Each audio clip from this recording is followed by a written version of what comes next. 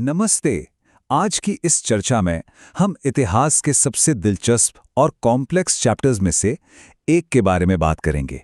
हम ये समझेंगे कि आखिर कैसे कॉलोनियल एक्सप्लॉयटेशन यानी औपनिवेशिक शोषण की आग ने वियतनाम में एक ऐसी प्रचंड राष्ट्रवादी लहर को जन्म दिया जिसने एक आम इंसान को सदी के सबसे बड़े क्रांतिकारियों में से एक बना दिया।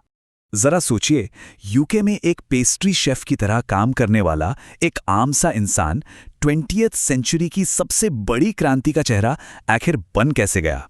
सच में हैरानी होती है ना। इस हैरतअंगेज सफर को समझने के लिए हमें उस इतिहास और प्रेशर कुकर जैसे हालात के अंदर झांकना होगा जिसने इस नेता को आकार दिया। तो शुरुआत करते हैं इस भौगोलिक क्षेत्र से जिसे इंडो चाइना कहा जाता था। आज के दौर में हम इसमें वियतनाम, लाओस और कैम्बोडिया को देखते हैं। शुरुआती वक्त में इस पूरे इलाके पर एक शक्तिशाली चाइनीज एम्पायर का काफी गहरा सांस्कृतिक प्रभाव था। लेकिन इस कहानी में सबसे बड़ा और ड्रास्टिक मोड़ तब आया जब 1858 में यहां फ्रेंच ट्रूप्स पहुंचे और देखते ही देखते 1887 तक उन्होंने ऑफिशियली फ्रेंच इंडो चाइना का गठन कर दिया। उस दौर के दुख और दर्द का अंदाजा लगाना हो तो मशहूर नेत्रहीन कवि न्युएन दिंग च्यू के शब्द बिल्कुल सटीक बैठते हैं। उनका मानना था कि गद्दारों का चेहरा देखने से बेहतर वो अनंत अंधेरे में जीना पसंद करेंगे। ये चंद लाइंस काफी हैं ये बताने के लिए कि औपनिवेशिक कब्जे के खिलाफ लोगों के दिलों में कितना गहरा दुख और गुस्सा दबा हुआ था। मेकोंग रिवर के इन शांत दृश्यों के पीछे दरअसल शोषण की एक बहुत बड़ी कहानी छुपी है। फ्रेंच कॉलोनाइजर्स यहां सिर्फ राज करने के इरादे से नहीं आए थे, उन्हें यहां के रिसोर्सेज का पूरा फायदा उठाना था। उन्होंने मेकोंग डेल्टा में खेती बढ़ाने के लिए बड़ी बड़ी नहरें और सिंचाई की व्यवस्था शुरू की। पर ध्यान देने वाली बात यह है कि ये सब वहां के लोकल लोगों से जबरदस्ती करवाया गया फिजिकल लेबर था। तो इस औपनिवेशिक अर्थव्यवस्था यानी कॉलोनियल इकोनॉमी की सच्चाई क्या थी? 1930 आते आते 2.2 मिलियन हेक्टेयर जमीन पर चावल की खेती होने लगी थी और 1931 तक वियतनाम दुनिया का तीसरा सबसे बड़ा राइस एक्सपोर्टर बन गया था। सुनने में ये किसी बड़ी आर्थिक तरक्की जैसा लगता है ना? पर इस चमक के पीछे का अंधेरा कुछ और ही था। फ्रेंच और कुछ गिने चुने अमीर लोगों के रबर प्लांटेशंस में इंडेंचर्ड लेबर यानी बंधुआ मजदूरों का बेहद खराब हालात में इस्तेमाल हो रहा था, जबकि पॉल बर्नार्ड जैसे विचारकों ने असली इंडस्ट्रियलाइजेशन की सिफारिश की थी। पर फ्रेंच अथॉरिटीज ने इसको पूरी तरह अनसुना कर दिया। अब आते हैं अपनी इस चर्चा के अगले हिस्से पर, द बैटल फॉर एजुकेशन, जिसे फ्रेंच ने द सिविलाइजिंग मिशन का नाम दिया। यहां शिक्षा को एक हथियार की तरह इस्तेमाल किया गया। फ्रेंच मानते थे कि उनका फर्ज है इन पिछड़े हुए लोगों को मॉडर्न सिविलाइजेशन सिखाना। पर यहां एक बहुत बड़ी दुविधा भी थी। सोचने वाली बात यह है कि अगर कॉलोनियों के लोगों को पढ़ाया जाएगा तो वो एक दिन इस औपनिवेशिक शासन पर सवाल भी तो उठा सकते हैं ना। और इस दुविधा का उन्होंने क्या हल निकाला, उसका जवाब इस चौंका देने वाले आंकड़े में छिपा है, सिर्फ 400। जरा सोचिए, 1925 में करीब 17 मिलियन की बड़ी आबादी में से 400 से भी कम स्टूडेंट्स अपना स्कूल लीविंग एग्जाम पास कर पाए थे। और ऐसा बिल्कुल नहीं था कि बच्चे पढ़ने में कमजोर थे। ये दरअसल एक डेलिब्रेट पॉलिसी थी। फ्रेंच अथॉरिटीज जानबूझकर स्टूडेंट्स को फेल कर देते थे ताकि वो कभी बेहतर और हाई पेइंग जॉब्स तक पहुंच ही ना सकें। उस दौर का सबसे बड़ा कल्चरल टकराव टोंकिन फ्री स्कूल के अभियान से समझा जा सकता है। उन्होंने लुकिंग मॉडर्न के नाम से एक नया इनिशिएटिव शुरू किया। उनका कहना था कि मॉडर्न बनने के लिए सिर्फ साइंस पढ़ना काफी नहीं है, बल्कि आधुनिक दिखना भी जरूरी है। इसके लिए उन्होंने वेस्टर्न कपड़े और छोटे बाल रखने को प्रमोट किया। अब वियतनाम के परंपरागत समाज के लिए जहां लंबे बाल रखना एक आम और गर्व की बात थी, ये अपनी पहचान के साथ एक बहुत बड़ा और कॉन्ट्रोवर्शियल समझौता था। ये कॉलोनियल कल्चरल इंजीनियरिंग किस हद तक अजीब थी, इसका अंदाजा इस असली हेयर कटिंग चैंट से लगाया जा सकता है जो स्कूल्स में बच्चों को रटाया जाता था। Comb in the left hand, scissors in the right, snip snip, clip clip, drop stupid practices. ये वाकई में हैरान करने वाला है। किस तरह से बच्चों के दिमाग में ये बात भरी जा रही थी कि उनकी अपनी सादियों पुरानी परंपराएं बेवकूफ़ी भरी हैं। लेकिन बिना विरोध के शोषण आखिर कब तक चलता? धीरे धीरे ये स्कूल्स ही नेशनलिस्ट प्रोटेस्ट के मेन सेंटर्स बन गए। 1926 का ये किस्सा काफी मशहूर है। साइगॉन नेटिव गर्ल्स स्कूल में एक जबरदस्त हंगामा हुआ। दरअसल एक वियतनामीज छात्रा से कहा गया कि वो अपनी फ्रंट सीट छोड़कर पीछे चली जाए ताकि एक फ्रेंच कॉलोनिस्ट बच्चा वहां बैठ सके। जब उसने इनकार किया तो उसे स्कूल से ही निकाल दिया गया। इस एक अकेली घटना ने लोगों को गुस्से से भर दिया और विरोध की आग पूरे देश में फैल गई। अब रेजिस्टेंस तो पूरी तरह शुरू हो चुकी थी, पर आज़ादी का रास्ता आखिर कैसा हो, इस पर नेताओं के बीच काफी मतभेद थे। यहां हम दो प्रमुख विचारधाराओं का टकराव देख सकते हैं। एक तरफ थे फैन बॉय चौ, जो मोनार्की यानी राजशाही के समर्थक थे और उन्होंने चाइना के साथ सारे नाते तोड़ लिए थे।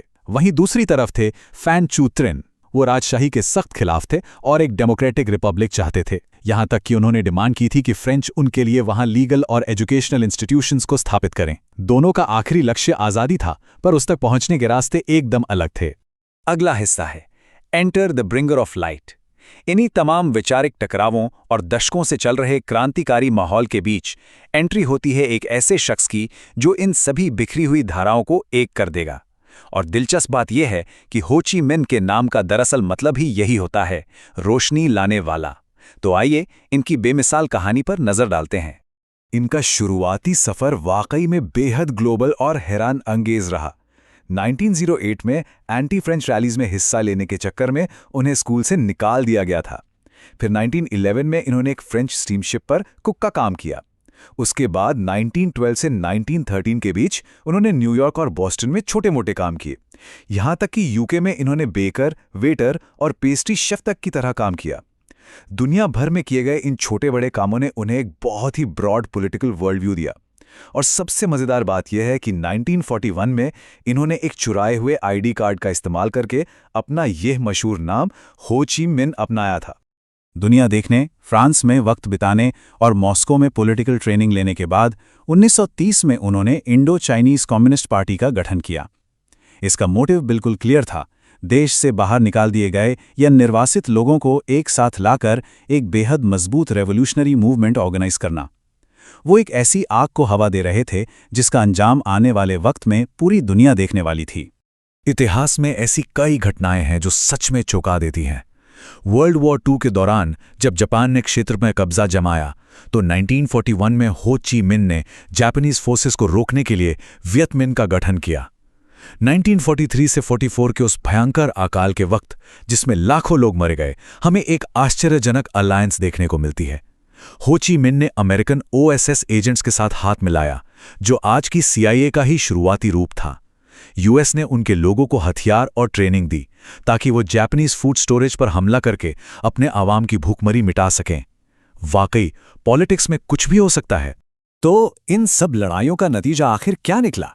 1945 में वियत मिन ने आम जनता के साथ मिलकर एक बहुत बड़ा विद्रोह शुरू कर दिया। ये संघर्ष चलता रहा और आखिरकार 1954 की डियन बिन पू की लड़ाई में फ्रेंच सेना पूरी तरह से हार गई। लेकिन आज़ादी का यह सफ़र अभी अच्छा खासा लंबा था। 1954 की जिनेवा पीस टॉक्स के दौरान वियतनाम को दो हिस्सों में बांट दिया गया, कम्युनिस्ट नॉर्थ और non communist south. North Vietnam के नेता बनने के बाद नई चुनौतियां उनके दरवाजे पर खड़ी थीं।